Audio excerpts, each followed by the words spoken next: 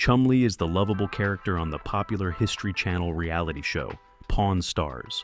He became well known among people by being quirky, lovable, funny, and an easy target for a joke from the other stars. But there is a dark side to Chumlee that not many people know about. His life away from the show isn't as glamorous and wonderful as people thought. The world was shocked when a police report came out, connecting Chumlee to a swath of guns, drugs, and shady characters after police raided his home. We're about to take a look at his life and the secret life he led behind the public eye. Someone's gonna buy it. Let me try to sell it, because I got a good idea. No, you're... Just give me a week. No, you're on my list, all right? Give me a week. I'm not gonna be on your list.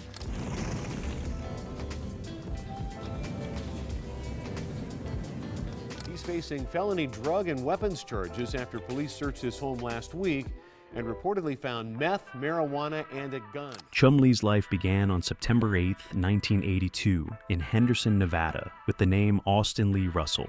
Back in elementary school, when he was about 12 years old, he was given the nickname Chumlee, which would stick with him all the way through adulthood. The nickname was given to him due to his large face and chin, which prompted the father of one of his friends to remark that he looked like Chumlee, the walrus, from the animated TV series Tennessee Tuxedo. In addition to this, his nickname sounds similar to Chun-Li, the first female character from Capcom's Street Fighter series, who made her debut in Street Fighter II, the world warrior for the Sega Mega Genesis and Super Nintendo Entertainment System. Despite the other kids making fun of him for his nickname, Chumlee wore it as a badge of honor and didn't let it drag him down. In fact, he embraced it, and it became the name that people knew him as throughout his life and eventually on the TV screens. As a child, he became good friends with Corey Harrison, whose father, Rick Harrison, and grandfather, Richard Harrison, opened the Gold and Silver Pawn Shop in 1989.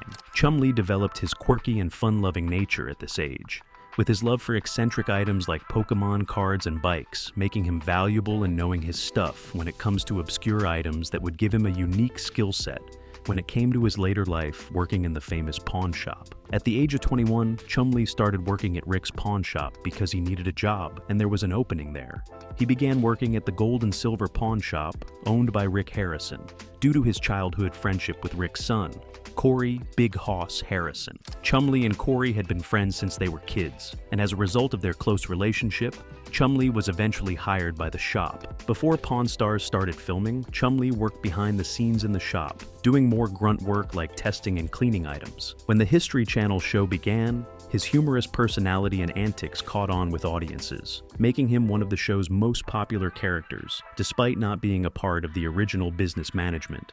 His role grew significantly both on the show and in the shop, with him contributing to various deals and valuations. But when the History Channel came knocking, the shop opened its doors and Chumlee became the unlikely character that the viewers would relate most to, and would quickly become one of the most relatable and likable characters on the show, garnering millions of fans around the world for his eccentric yet laid-back attitude. The way he carried himself and the shrewd deals that he made would get him recognized by Rick and everyone else in the shop as a very valuable member of the staff, and with his likability reaching levels no one expected, Chumlee started becoming featured more and more on the show. One of the best deals he's ever made was when a woman, Allison, walked in with some Care Bear dolls. Chumlee first calls over Corey to take a look at them, suspecting that they might be valuable items. Allison is a collector of these dolls, and she is here to get some cash for them. Corey comes over and takes a look at them and finds out that they are Care Bear cousins and are actually rare items. She shows them that they were actually handcrafted and the little one is the most valuable since it's one of 4 ever produced. Allison wants $5,000 for the whole set, but they don't know the exact value, so in true Pawn Stars fashion, they call an expert. Steve, an owner of a toy store, comes by to check out the bears, and he can instantly see that these are quite valuable bears. After explaining the origins of the Care Bears and the cult-like culture behind them, his eyes immediately went to the tiny yellow bear because he knew just how rare and valuable it could be. But what they want to know is how much they cost. And Steve gives them a $1,400 quote for the bears and a whopping $3,000 for the little yellow bear alone. Corey, after hearing the prices, leaves Chumlee to make the deal, and after some long arguing and haggling, Chumlee gets Allison to agree to $3,100, making the shop a nice profit. And she is happy with the deal too.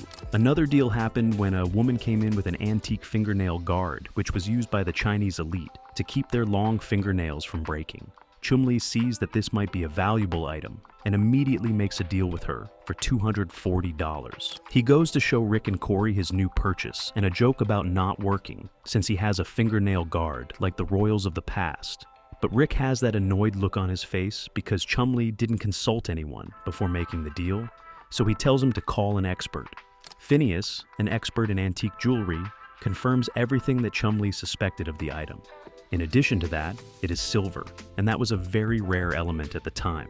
The level of gloating that Chumlee is doing might seem premature since they don't know the price of the item yet. Phineas then tells them that it costs around $750, causing Chumlee to celebrate in Rick's face. When the guys visited the Battlefield Vegas house, Chumlee somehow got his hands on an old Vietnam War-era flamethrower. It's a valuable item, and Chumlee found it hidden in a corner somewhere, and it is worth about $4,500 in the current markets. The owners tried to play it down by telling them that the only valuable flamethrowers are the ones from World War II, and not this one, which is from the Vietnam War. In a weird twist of events, Rick actually likes it, and they go out to the range where Chumlee shoots the flamethrower, where he looked like he was having a little too much fun. When the negotiations began, the owners tried to bargain, but they ended up selling it for $5,000, and with a value of $8,000, it's not a bad deal. The bust that came is a licensed replica of the Pieta bust that was approved by the Vatican. The Vatican authorized 500 replicas to be made on the original's 500th anniversary, and these are some expensive items that can go for over $80,000 on the right auctions. The statue is of the Virgin Mary, and it even has the Vatican seal of authenticity on it, with a number saying that this is one of the 500 replicas that were commissioned by them. The man wants it for $80,000, so Chumlee decides to play it smart and call in an expert for his deal. So I'm definitely gonna have to have someone come take a look at it. Yeah. Do you have a few minutes to hang out? Got all day. Take All your right, time. I'll be right back. All right, thanks.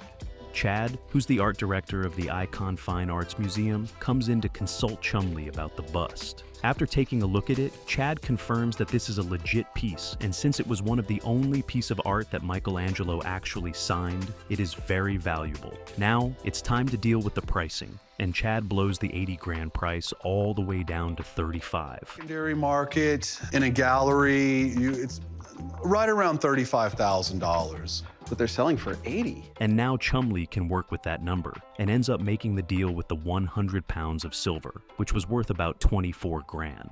Chumlee eventually tells Rick and Corey about the amazing deal he just did, and of course, he has to gloat about it a little bit. A woman comes in with a seat that was used on the first train car seat that was used in the trains in Paris, France. Chumlee checks it out and sees that the seat is actually from the second class on the train. Yeah, it has the number 2 on it, which lets you know that this was not the first class, it was second class. He sees the value, so he gets the price all the way down to $1,200. After an elderly gentleman comes over to the shop with a bunch of corkscrews, Rick seemed to like them and made a quick deal. How much would you want for these 3 right there? But Chumlee was with him and noticed that Rick liked them so much, so he contacted the man and went over to his house to check out more of his collection. He takes Corey with him, and they check out some of the corkscrews, and they select some of the items and make a great deal. Chumlee takes the items over to a crafter and asks him to make something of them as a surprise to Rick. Everyone gathers around and Chumlee tells Rick about buying them, and the crafter made a clock using them, and this turned out to be a nice gift for Rick that he can hang on his bar. Even though he didn't make a profit from it, Rick appreciated the effort that Chumlee put in. Not everything is about profit in this shop, and Rick is very happy with this and can't stop smiling. A man came in with a toy James Bond Aston Martin, and that piqued Chumlee's interest, who is somewhat of an expert on antique toys. He likes the toy, and even figures that this is going to be easy to sell, since James Bond fans are everywhere. But he decides against making an offer before having an expert come and take a look at it. The expert comes over and checks the functionality of the toy. Looks pretty clean, and when they put some batteries in it, it even works. Now comes the value. The expert looks at it and values it at $2,400, and Chumlee starts the haggling process. After some back and forth, they agree on $1,450. A young man walks in with a prop from the iconic comedy skit show Saturday Night Live. It is a famous prop and has been in some legendary skits in the past, and it even comes with a certificate of authenticity, and Chumlee is interested, but the man wants $8,000 for it. They go back and forth a little bit and agree on $3,500, and with Rick being a fan of the show, everyone agrees that Chumlee actually made a great deal with this one. Another item that came across Chumlee's desk is an antique lie detector toy from all the way back to 1950. The man is looking to sell it and wants about $500, but Chumlee somehow makes the deal for just $50. Despite all of these successful deals, it can't all be great, and Chumlee has had his fair share of bad deals while working at the shop. With Chumlee being a massive video game fan, he decided to go check out the arcade game alone. Everything looks fine with the game, but Chumlee wants to test it out for himself, so he gets the game booted up and lines up his sights and takes down a few targets and has himself some fun. But now, it's time to make the deal, and the guy wants $1,000 for it, but Chumlee makes the deal work for $700. He gets back to the office and tells Rick and Richard about the deal, and they immediately give him the look. He was tricked by another bad deal that Corey made on a pinball machine, so now the shop is out $700, and Chumlee gets chewed out by everyone for making this bad deal. In the Season 4 episode appropriately titled Face the Music, Chumlee strikes a bargain for $1,500 with a customer over what appears to be an authentic Gibson mandolin. However, this bargain was struck before an expert could be brought in to assess the instrument, a mistake that would cost Chumlee dearly. See the sticker in there tells me that this is authentic. Great. Maybe we can make a deal. Once the expert is brought in to assess the mandolin, it's not only revealed to be a fake, but an obvious one at that. In the words of the expert himself, "This is fake as hell, man." So, what exactly gave the imposter away? For starters, the decal was cut out with scissors, and the G in Gibson doesn't match the official branding. To make matters worse, the instrument's finish appears to be plastic, whereas a genuine Gibson would use lacquer. This long list of issues, along with a few other giveaways, makes it all the more of a gut punch for poor Chumlee when he has to tell Rick and the old man that he blew $1,500 on a bad knockoff. Paid $1,500 for that. Ouch. Is it worth anything? Yeah, maybe about $100. So how exactly is Chumlee supposed to get back that money? In a somewhat fitting punishment, he's forced to play the fake mandolin outside the shop for tips to earn back the loss on his investment. Hopefully Chumlee can play the mandolin as well as that seller played him. Chumlee isn't exactly a lazy man, despite his looks. He has a bunch of business ventures that he has gone into, based on the many interests that he has in his life, and that has banked him a pretty penny, with his reported net worth hovering around $5 million. All of this isn't just cash he collected after his multiple seasons on the show. Chumlee has other business ventures that are making him quite the fortune. In 2017, Chumlee opened this candy store right across the street from the Gold and Silver pawn shop, leveraging his fame from Pawn Stars. The shop sells various candies, including nostalgic and novelty items. Fans of Pawn Stars also visit for the chance to meet Chumlee, as he occasionally visits the shop. Chumlee has capitalized on his fame by launching his own brand of merchandise, which includes t-shirts, hats, and other apparel, often featuring his likeness or catchphrases from the show. His merchandise is sold both online and in his candy store. Chumlee has also invested in real estate over the years. While he hasn't publicly disclosed all the specifics of his investments, it's known that he owned a Las Vegas home, which he listed for sale in 2019. His property investments have been part of his efforts to grow his personal wealth outside of television. What's upstairs? We got the Chum Chum room upstairs where I like to practice my DJing. We've had a lot of poker games up there. Chumlee is very active on social media platforms like Instagram, where he promotes both his personal brand and his various businesses. He has used his fame to secure paid partnerships and promotional deals with other brands and companies, further expanding his entrepreneurial reach. Though Chumlee has primarily focused on his candy store and merchandising ventures, he has continued to explore new business opportunities. His investments in real estate and personal branding have played a major role in maintaining his wealth outside of Pawn Stars. But these bad deals would be the least of his worries, because Chumlee would soon find himself getting into trouble with the law, and it's not as easy as everyone first thought. Whenever someone gets to this level of fame and success at any age, it starts to get to your head, and Chumlee is no exception. Even after finding success with his friends and making things go well in his life, Chumlee would get into some hot water on a level that no one was even expecting from him. Chumlee became involved in a high-profile criminal case in 2016, which shocked fans of Pawn Stars and the broader public.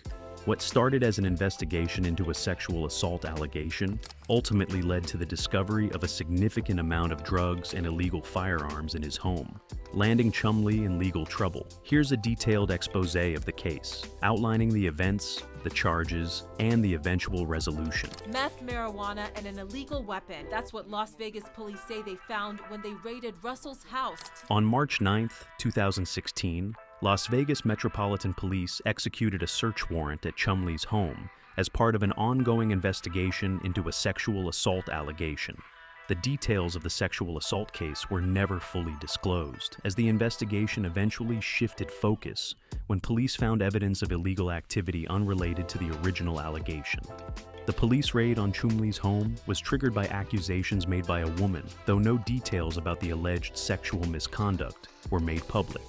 During the investigation, the police sought to gather evidence that could corroborate the claim, but instead, they stumbled upon a range of illegal items in Chumlee's residence. When the police searched Chumlee's home in Las Vegas, they discovered several illegal items, which resulted in immediate legal trouble for him. Among the items found were guns. The police discovered several firearms, some of which were loaded, and one was found in his bedroom along with ammunition. Some of the guns were registered, but others were not, leading to the charge of illegal possession. Drugs. Large amounts of drugs were uncovered, including marijuana. Chumlee was known to be an advocate for marijuana use, but at the time, it wasn't fully legalized for recreational use in Nevada.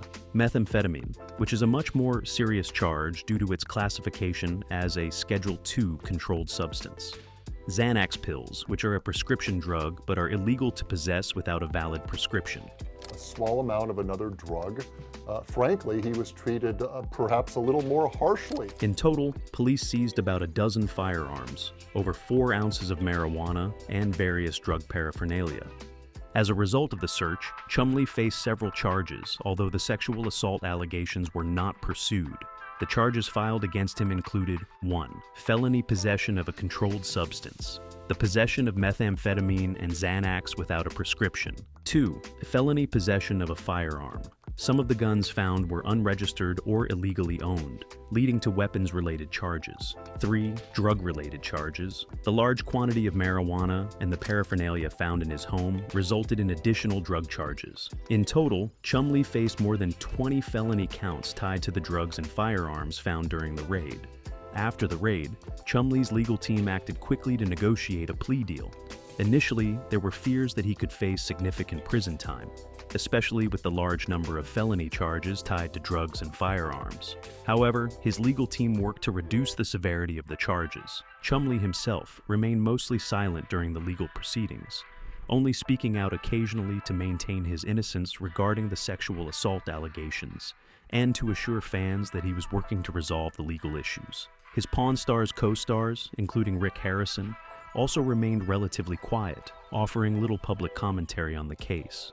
Outside of the courtroom, Chumlee's people gave us a piece of paper saying he wants to move past this and he's thankful for his fans. In May 2016, Chumlee avoided a lengthy trial and potential jail time by agreeing to a plea deal with prosecutors. The terms of the deal were 3 years of probation. Chumlee was sentenced to 3 years of probation, during which time he would be monitored to ensure compliance with the law. Counseling. As part of the deal, Chumlee was required to undergo counseling, particularly focusing on substance abuse, given the nature of the charges. No jail time. In exchange for his plea, Chumlee avoided any prison time, which was a major win for his legal team, considering the seriousness of the charges. In the plea deal, Chumlee agreed to plead guilty to 2 charges. 1. Unlawful possession of a firearm, reduced to a lesser charge in exchange for probation. 2.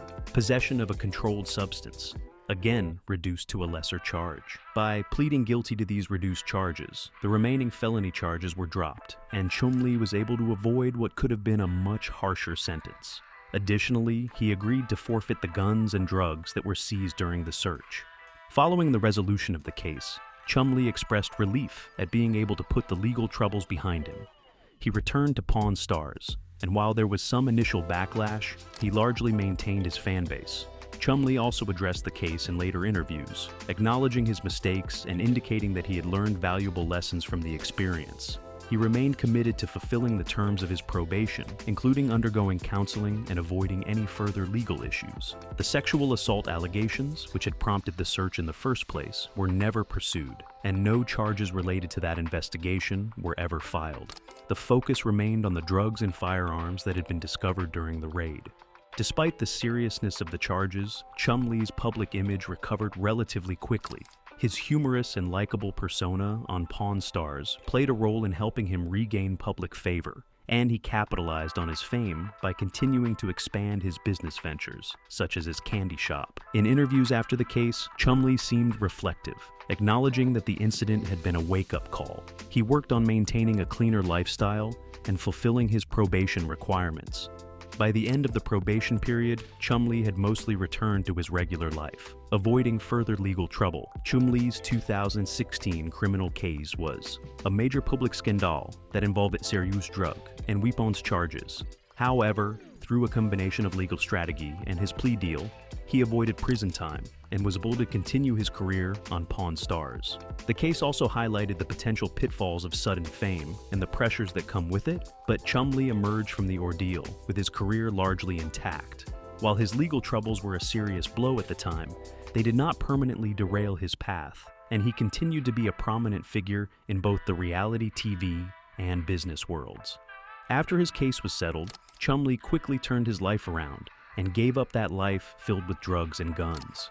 He made amends with his co-stars and was even picked up for a spin-off show, and he is still running his candy shop despite some reviewers finding it to be not so impressive. He's been surrounding himself with good people like Rick Harrison, who has been singing his praises ever since Chumlee became this new man and dropped his illegal activities. Thank you for watching, and we hope to see you soon. If you like these types of videos, remember to subscribe and comment below about your best moments of Chumlee on the show.